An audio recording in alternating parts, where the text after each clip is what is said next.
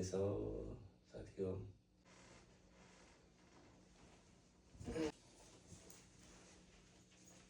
Guys के गर्नु, जाडो छ,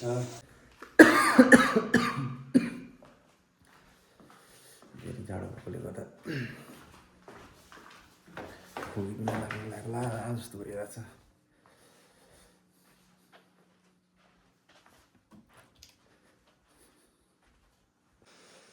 जाडो छ साथीहरू, हाम्रो ज्याकेट लाउनै पऱ्यो, टोपी लाउनै पऱ्यो होइन। अब टोपी त म लाएरै सुत्छु होइन, राति जाडो छ नि त, अन्त त्यही भएर अब उठ्यो है। उठिसकेपछि पानी त तर खाने, त्यसपछि हल्का यसो नास्ता बनाएर खानु पर्ला। नास्ता अलिअलि खानै पर्यो, अब बिहानको ड्युटी होइन। भरे खाना भनेको 12 बजीको टाइम हो, त्यतिन्जेलसम्म त फेरि खाजा खाइएन भने त गाह्रो हुन्छ नि त है साथी हो। अब म खाजा बनाउने तयारीमा लागेँ।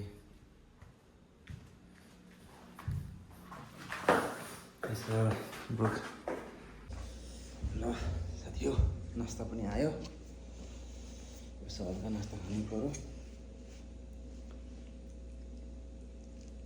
ल है साथीहरू, म चाहिँ सुरु गरेँ नास्ता खानुको लागि।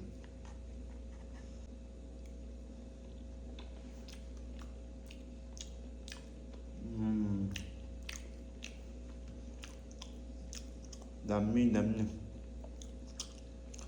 आफूले बनाएको आफूलाई मनपर्छ के हो।